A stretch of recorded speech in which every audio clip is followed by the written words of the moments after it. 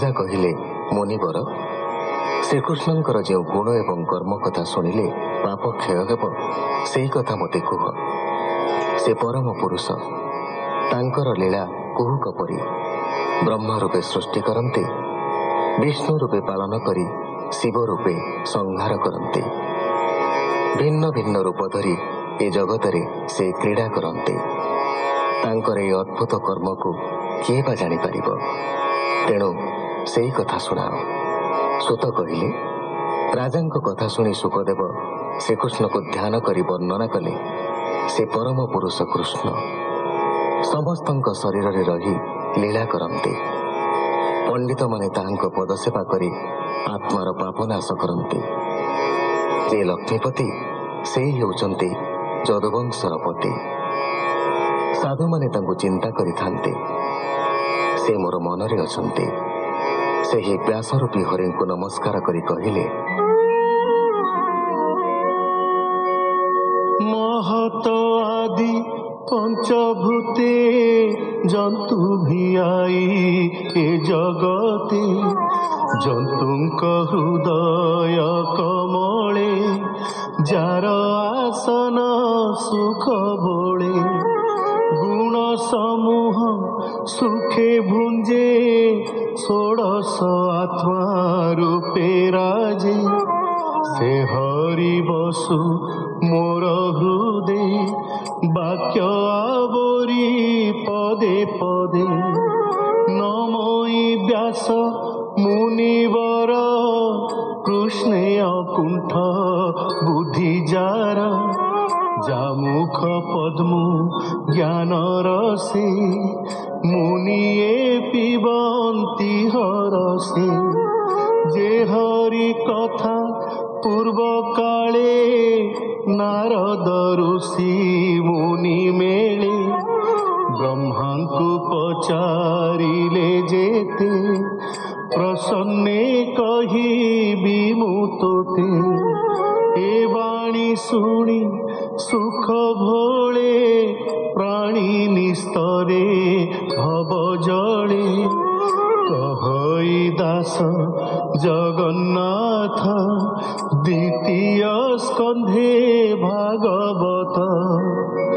इति श्रीमद्भागवते महापुराणे पारमहंस्यां संहितायां द्वितीय स्कंधे नाम चतुर्थोऽध्यायः।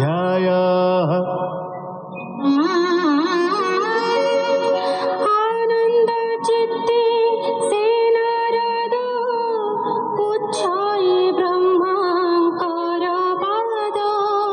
आनंद चित्ते से नारद उच्चाई ब्रह्मांकर पाद। नारद उवाच भो देव देव नमस्तुते।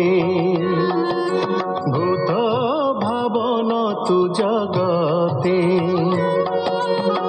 सृष्टिरग्रे तोर देहि तो भावन जानती केहि। आत्मार तत्व तुम्हे जान जे वेद पुराणे प्रमाण। जे रूप जाहि तोर वास जहु ए जगत प्रकाश।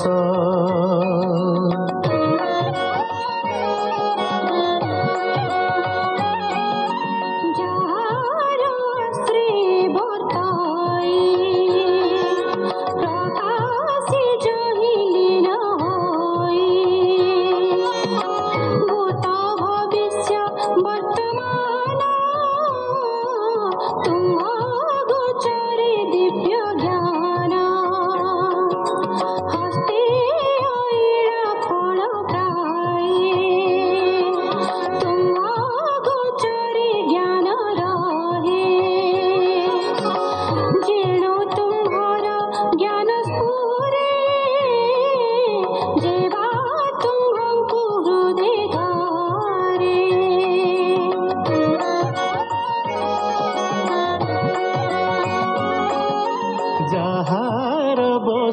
ତୁ ବୋଲାଇ ବର୍ତ୍ତୁ ତୁ ଯାର ଆତ୍ମା ବହି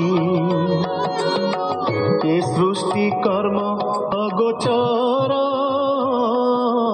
କି ନାମ ଗୁଣ ରୂପାର ପର ପର ଯେ ମଧ୍ୟମ যে অবা ଅଛି স্থূଳ ସୂକ୍ଷ୍ମ ଜାଣେ ମୁଁ ନାହିଁ ତୋ ବାହାରେ ଅନ୍ୟ ବାକି ଅଛି ସଂସାରେ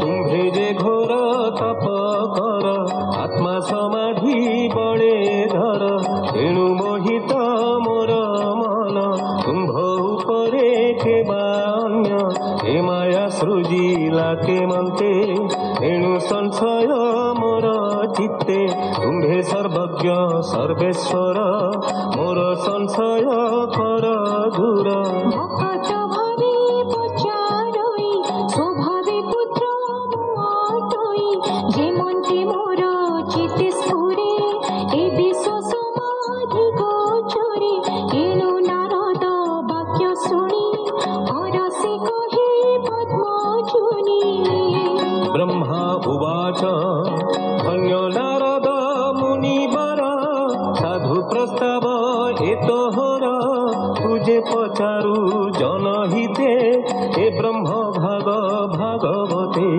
विष्णु महिमा दर्शने बुझिलु विनय बचने तू जहा पचारिलु मते मिथ्या नुहई उचिते যেনু ঈশ্বর প্রায় হই এ সৃষ্টি মোহর অটই পরমেশ্বর জ্ঞান যেণু নাহি তোহর ভ্রান্তি তেণু বিষ্ণুর আজ্ঞা ঘেনি মাথে ব্রহ্মাণ্ড সৃজিলে যে মন্তে হেমন্তে অর্ক অগ্নি শশী গ্রহ নক্ষত্র তারা রাশি তো আদি সন্থ ছন্তি যেতে যে বিষ্ণু মায়া বড় গ্রস্তে বলন্তি মতে বিশ্বগুরু যার মহিমা মহামেরু তাহা কহিবি তো সমিতে বিষ্ণুর আজ্ঞা বড় দর্পে যে হরি জগত ঈশ্বর তাহাকু মোর নমস্কার যাহার ইচ্ছা মার্গে স্থিতি